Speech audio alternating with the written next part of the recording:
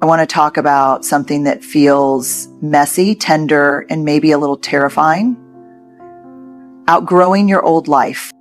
Have you ever sat in a room full of people you used to feel at home with and suddenly realized you're not that person anymore?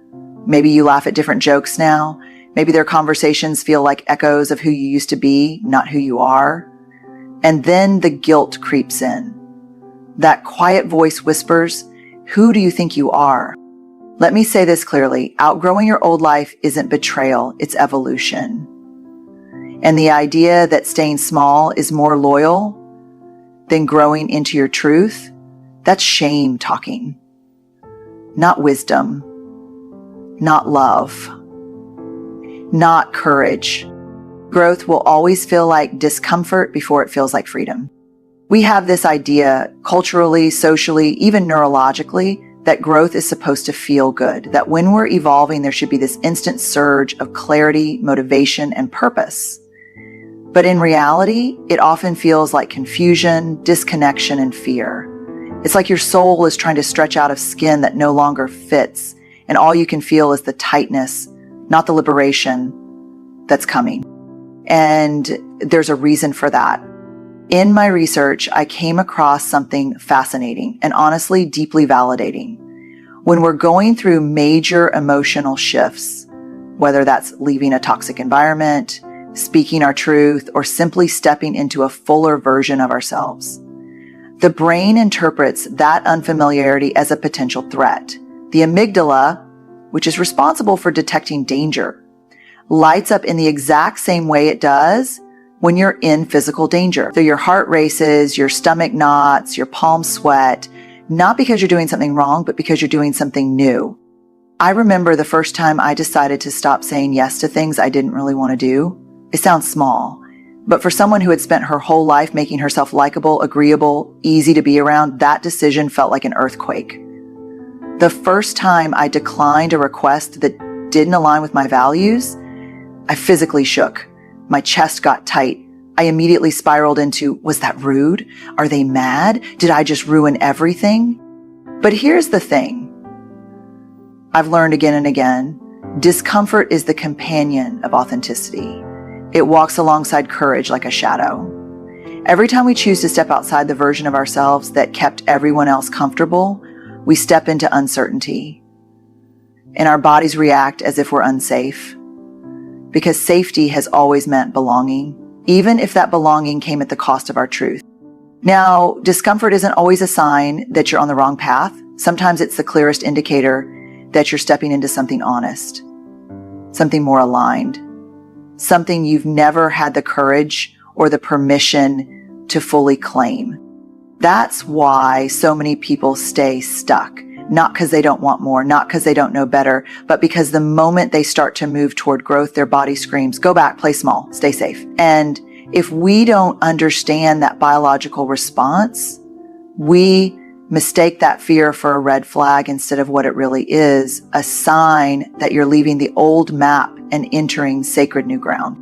So when it feels wobbly, when you're questioning everything and your nervous system is screaming at you to retreat, I want you to remember, this is how growth feels, not like a victory march, like vulnerability, like standing in the middle of the unknown with nothing but your integrity and a shaky kind of bravery. And that's not weakness. That's everything. Because freedom doesn't come before the fear, it comes after we walk through it. Loyalty that asks you to shrink isn't loyalty, it's a cage. This one's hard. It hits close to the heart, especially for those of us who've been taught that love equals sacrifice, or that being a good friend, good daughter, good partner means always showing up, even when it costs us parts of ourselves. So when we start to grow, we begin to listen to that quiet inner voice that says, this no longer fits. We often run headfirst into guilt. I've heard it so many times in research interviews and real conversations. If I change, will they still love me? If I set this boundary, will I lose them? If I say no, am I abandoning them? We confuse self-betrayal with loyalty because that's what we were modeled. Somewhere along the way, we picked up the message that love is proven through self-erasure, that to be worthy of connection, we have to make ourselves small enough to fit into other people's expectations. And I get it. That instinct to belong is ancient and primal. But I've also learned that true loyalty, real love, does not ask you to betray yourself in order to keep it. It took me a long time to unlearn that. I used to believe that I was being kind by ignoring my needs, that not speaking up was a form of compassion. But over time, that quiet, subtle suppression turned into resentment. And the truth is, you can't keep shrinking yourself to stay close to people and still expect to feel whole. That's not kindness. That's quiet desperation. And what I've found, both in my own life and in the data, is that relationships rooted in fear of change are inherently fragile. When someone says, "You've changed," it's often not a statement, it's an accusation. But here's the truth. You were meant to change. That's what living fully, courageously, and authentically requires. And if someone can't love you as you grow, they didn't love you. They loved your compliance. Now, that doesn't mean we stop loving people the moment we grow apart. Love doesn't just evaporate, but we do have to acknowledge when the shape of a relationship no longer supports who we're becoming. And that is painful. There's grief in it. There's loss, but there is also profound freedom. You get to ask, does this connection support my growth or stunt it? Do I feel seen here or just tolerated? Can I be my full self in this space? Or just the version that keeps the peace?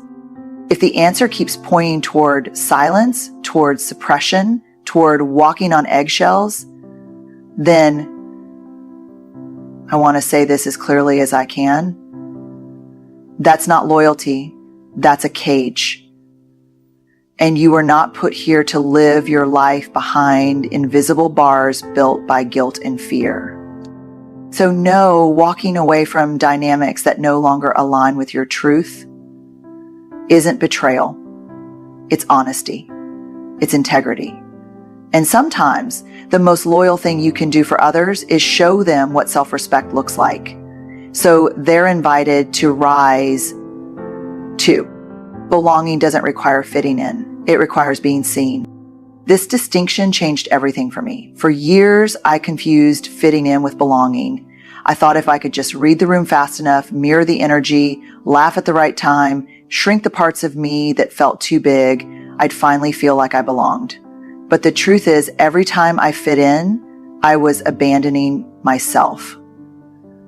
And there's no real belonging when you're constantly editing who you are just to be accepted. When I was doing interviews for my research on belonging, one of the patterns that kept showing up over and over was this gut-wrenching paradox. The more people hustled to fit in, the more isolated they felt.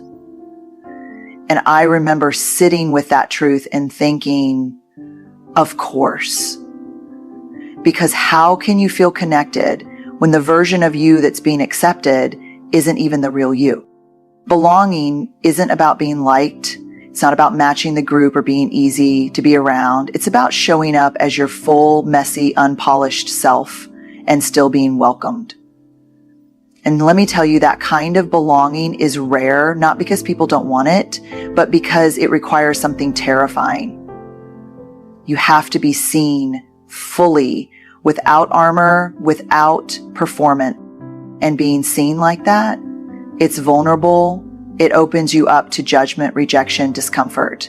But it also opens you up to the kind of love that fills your soul, not just your schedule. The kind of connection that doesn't just tolerate your growth, but celebrates it. I remember someone in one of my groups saying, I just want to be in a room where I don't have to be the watered down version of me. And every head around the circle nodded. Because we all know what it feels like to be in rooms that require performance over presence. It's exhausting, it's lonely, and it's not sustainable. But when you find those spaces, those people who look at the real you, the evolving you, the I'm still figuring it out you, and say, yep, you still belong here, that's when your nervous system settles. that's when your shoulders drop. That's when you exhale, not because you finally fit in, but because you finally stopped pretending. And that kind of belonging, it doesn't come from people pleasing or perfection. It comes from choosing to belong to yourself first. It comes from refusing to abandon who you're becoming in order to maintain approval from people who only love the past version of you.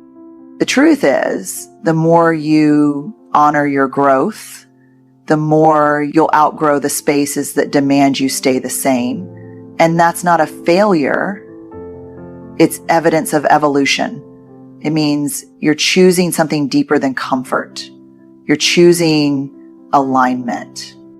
And when you commit to being seen, really seen, you give others permission to do the same. That's where real belonging lives, not in the performance, in the presence. Boundaries are the bridge between who you were and who you're becoming. There's a moment in every growth journey where you realize that becoming someone new means doing things you didn't used to do, saying things you used to keep inside, drawing lines in places where you once allowed people to camp freely. And that moment, that's where boundaries come in, not as punishment, not as rejection, but as bridges. Bridges between who you were and who you are becoming. For a long time, I struggled with boundaries. Like many of us, I had been taught that being kind meant being available, that saying yes was a virtue, that the more accommodating I was, the more loving I must be. And I wore that belief like a badge of honor. Until I realized it wasn't kindness I was practicing. It was fear. Fear of disappointing people, fear of being seen as selfish, fear of losing connection if I dared to draw a line. But here's the thing I've learned. Boundaries are not the opposite of love. They are love. They are one of the clearest expressions of respect, not just for others, but for yourself. When you start to outgrow old roles, old relationships, old expectations, you need boundaries to protect the tenderness of who you're becoming. You're not trying to hurt anyone. You're just trying to live in integrity. One of the most common things I hear from people stepping into this season of change is, I don't even know how to talk to them anymore. Or I feel guilty for pulling away. And I always want to say, it's okay. That disorientation you're feeling isn't a sign that something's wrong. It's a sign that your emotional landscape is shifting. The old scripts aren't working because you're not reading from that script anymore. You're writing something new. And boundaries are the sentences in that new story. They say, this is where I end and you begin. They say, I can love you and still need space. They say, I respect myself enough to not abandon my values just to avoid tension. One of the most powerful truths I've had to internalize is this: clarity is kind. Ambiguity, especially around our needs, breeds resentment, confusion, and burnout. But clarity, even when it's uncomfortable, creates room for real connection. Because when people know where you stand, they get to make informed choices. You're not controlling them, you're inviting them into honest relationship. Boundaries also reveal who is capable of growing with you. Some people will get it, they'll adjust, they'll honor your shift, and some won't. Not because they're bad people, but because they're committed to the dynamic that existed before you started evolving. And it's okay to grieve that. It's okay to love people and still recognize they may not have a place in this new chapter. When you're building a new life, boundaries become your foundation. They hold the shape of who you're becoming, even when the world wants you to return to who you used to be. And while they may be uncomfortable at first, over time, they become second nature. They become your way of staying grounded in your truth while still showing up with compassion. Boundaries are not walls, they're doors. Doors that lead to deeper authenticity, healthier relationships, and a life that reflects the fullness of who you truly are. Outgrowing what once sustained you doesn't mean it wasn't valuable. This is one of the quiet heartbreaks of growth, realizing that what once gave you life now feels like it's holding you back. It could be a career you once dreamed of, a relationship that helped you survive, a belief system that once offered certainty. And when you begin to feel the friction, the urge to stretch beyond it, something deeper can rise up. Shame, guilt, this soft but persistent voice that says, how can you walk away from something that helped you become who you are? I've wrestled with this personally, and I've seen it show up again and again in the stories people share with me. We don't just fear change, we mourn it. Because growth isn't just about becoming someone new. It's about honoring the version of yourself that helped you survive, even if that version can't take you where you're going next. I remember sitting with a woman who had spent 20 years in a career that had once lit her up. She was respected, successful, the go-to person in her field, and yet every day she said she felt like she was living someone else's life. I feel ungrateful, she told me. This job gave me stability. It put food on the table. It gave me confidence when I had none. And I looked at her and said, yes. And now it's okay to say it no longer fits. See, the mistake we often make is thinking that if something isn't forever, it was a waste. But that's not how life works. Not everything is meant to last. Some things are meant to carry us through a season. Some people are meant to walk with us through a chapter. Some identities are scaffolding. We needed them to build something solid, even if we eventually take them down. It doesn't mean we were wrong. It doesn't mean we failed. It means we've grown. There's a concept in psychology called adaptive strategies. These are behaviors and patterns we adopt to protect ourselves, to function, to feel safe. And they serve us well until they don't. The problem isn't that we created these strategies. The problem is when we keep living inside them long after they've stopped serving us just because they once worked. So when you start to feel yourself outgrowing something that once sustained you, I want you to pause, not to shame yourself, not to criticize the past, but to honor it. Thank it. Thank that job, that community, that version of yourself for getting you this far. And then gently release it.